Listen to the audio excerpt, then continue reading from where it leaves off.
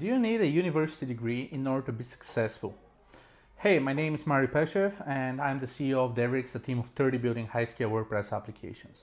So, full disclosure, I've spent 4 years at the university and I still haven't taken my diploma. I have a few credits left and I don't really find it to be a major priority going there, taking the final exams and basically taking my diploma. So, just to add some context here, I work in IT and I've landed my first job somewhere around the age of 11. Obviously, it's really hard to actually land a job at that age, so I was freelancing and I was repairing computers, reinstalling operating systems and stuff like that at the nearby computer service. And later on, I started doing translations and writing work and a bunch of other things, where my first full-time software development job was at the age of 16. Was having a hard time, dealing with both things at the same time, but I managed, and this was really fruitful for my future career goals. What I'm trying to say here is that I didn't need a college degree in IT, but I'm going to discuss how valuable is college degree in the long run for different specialties. So first off, college degrees are popular, and the reason they're popular is, first off, your parents have already graduated, so they have a diploma, they found work through that, and this is how they bootstrap their career. Second, some jobs are actually asking for that sort of degree.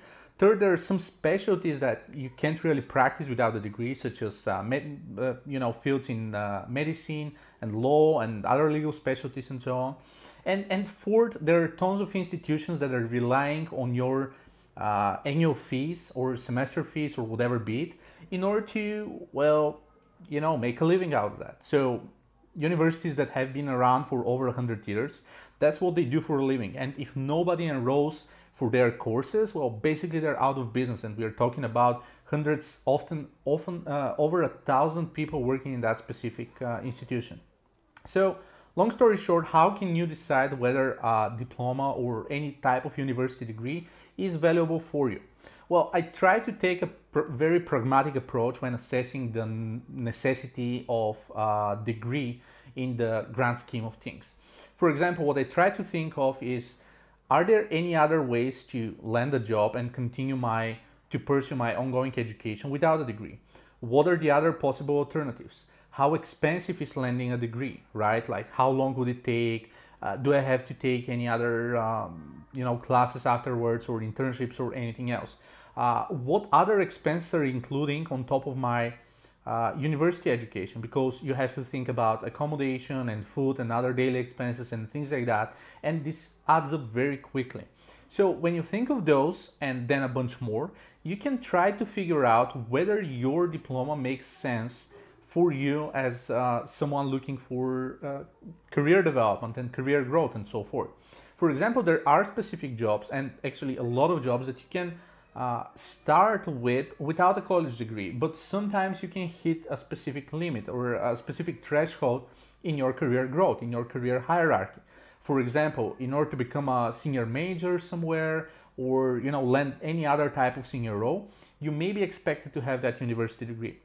Of course, if you're expected to work in education as a professor or even an assistant professor, you may be required to have that degree as well. If you want to do R&D for a laboratory or anything like that, you would still need that specific degree. So it gets a little bit complicated, and it depends on what your priorities are. But in a nutshell, think of it in the following manner. Try to calculate or try to assess the job prospects for your specific degree. For example, if I graduate from something like anthropology or Egypt sciences or something like that, how likely it is for me to get a job? Or am I going to actually work something completely different because there are no available jobs for that specific thing? I actually know people who graduate with like Arabic sciences, or again anthropology, or any other specialty that doesn't have a large volume of jobs available for that specific specialty. And lots of people find that to be interesting, and they're curious in learning that, and which is great. But if you're having a hard time actually landing a job afterwards, or if your job opportunities are extremely limited, it may actually translate to you working a completely different type of job. So For instance, I have, like just as an example, our lead QA at our office has a master's in nuclear sciences or something like that. So he's basically being taught how to create something like, nuclear weapons, or maybe I'm over exaggerating, but you get the point. But there aren't many job opportunities for that unless you want to work with the military and essentially engage in some kind of dangerous activities. So he's working as a QA and he's quite happy, and he's leading a couple other QAs on our team. So in a nutshell, that kind of skill may be translatable to the type of day job that you choose to pursue at a later point.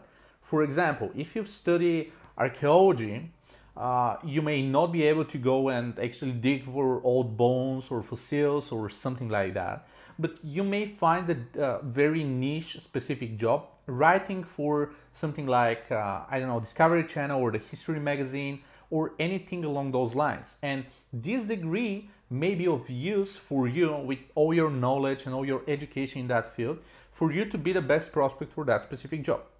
Another thing you need to consider is how likely it is for you to actually pursue that particular job and do no matter what in order to become the best at it. Because again, I know people who, for example, can start as managers in their parents' organization or something like that, but they prefer to, for example, become chefs. And they work extremely hard over the course of several years, then they sign up for Master Chef or something like that, and they may be rejected 1 year after another, but eventually they start there and they graduate and they land a very reputable job in the cooking industry. But this means that they have worked 2 times, 3 times harder than almost everyone there in the field, simply because they didn't just want to land a random job, but they wanted to become among the best in that specific industry. So if you're among the best in your particular specialty, if you really work extremely hard over the course of many years, you will be successful regardless. It's very unlikely that you won't be able to find a job in your specialty. It's just that you may kind of compete with 200 other people for 5 or 10 different positions, and this means that you really need to stand out in your particular field. But again, at the end of the day, when you take a humongous loan in order to pay off your student's debt, you need to consider whether it's worth it in the first place. You need to account for how long would it take you to pay that debt off, and what are your other possible career options. Like, can you actually start a job in the meantime? Can you save those money up front, or at least a portion of those money, to invest in private education, some academies or boot camps or workshops or whatever be it?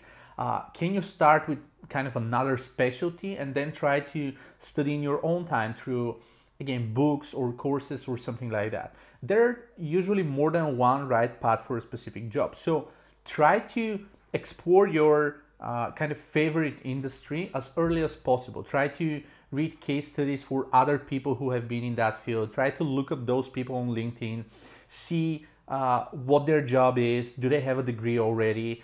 You may even try to contact some of them. Most people are actually open to answering that type of questions by humble people, especially students who really want to understand the field better. So if you do that, you can actually understand whether a university degree is required, whether there are job opportunities without that, whether you would be better off with a degree as compared to not. But in a nutshell, there's no right and wrong answer. Again, there are some specialties, like if you want to become a lawyer, you need to pass the bar. And in most countries, there's no way around that. Same goes for doctors. They need to study long and hard. Then they need to be to take apprenticeships in different hospitals and or work as nurses or whatever be it, and spend sometimes 5 to 8 years, maybe even 10, in order to become actual professionals in their field. But for most jobs, that's not the case. So for most jobs, you're free to choose whether your kind of ideal career path, and I know how hard it is to predict that early on at the age of 17, 18, 19, even 20, to kind of decide on what's the right path and what would be the possible blockers. Speak with your parents, speak with other parents, ask questions on Quora or other resources, and just try to get as many opinions as possible. Don't get influenced by a single opinion or two. Try to educate yourself as much as possible. Try to predict how interested you are in reality by that specific job. find people who work that job, see if it's actually of interest to you, and so on. And then you would be able to decide whether a degree is needed or it's an unnecessary expense.